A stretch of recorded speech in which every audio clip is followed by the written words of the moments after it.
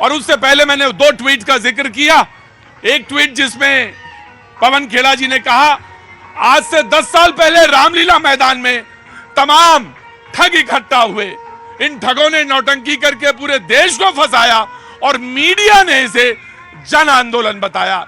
इन सब ने CAG reports को आधार बनाया था। ये सभी रिपोर्ट्स 10 सालों में बेबुनियाद साबित हुई।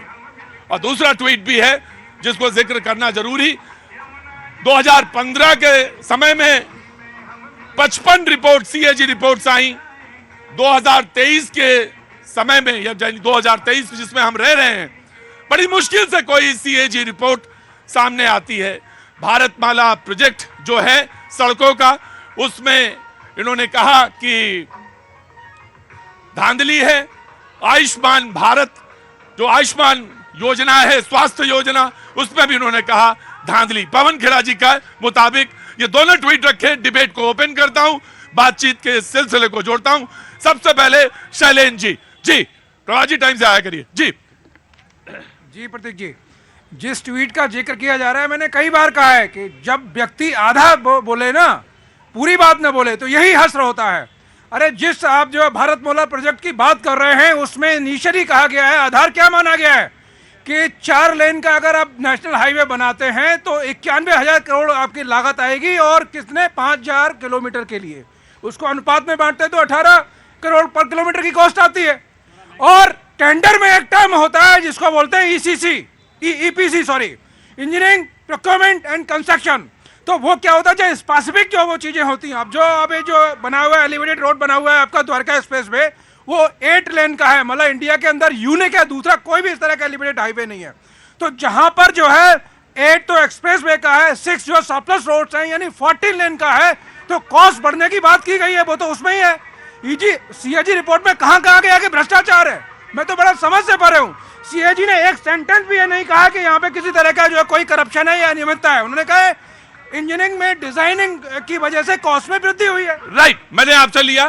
कांग्रेस, मैं जानना चाहता हूं कि आप ये किस तरफ इशारा कर रहे हैं? आज से 10 साल पहले रामलीला मैदान में तमाम ठग इकट्ठा हुए। कांग्रेस जी। देखिए, 10 साल पहले एक जन आंदोलन जिसको कहा गया, तमाम मीडिया ने उसको ऐसा जन आंदोलन के तौर पे लाया गया। कौन सा आंदोलन? और जो अन्ना आंदोलन को बोला गया कि ये जन आंदोलन है, लेकिन वो तो प्रायोजित था। वो तो बाकायदा मनमोहन सिंह जी की छवि को खराब करने के लिए बाकायदा भाड़े पर लोग बैठे हुए थे वहां पर जानबूझ के, और डॉक्टर मनमोहन सिंह की छवि को खराब किया। अब अगला सवाल क्या होना चाहिए, जनता की तरफ से पूछना चाहता हूं।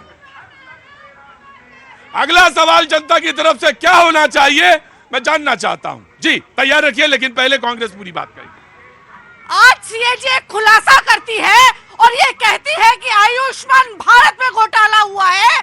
वहां पे भारत माला जो परियोजना है उसमें करोड़ों हजारों करोड़ का घोटाला हुआ है, और जो अयोध्या मंदिर है, राम मंदिर है, उसमें भाजपा ने मिलकर घोटाला किया। तो मैं आपसे एक सवाल मैं आपसे पूछता हूं, ऐसे ठगों के साथ फिर आप INDIA में क्या कर रही हैं, यह मैं जानना चाहता हूं आपसे।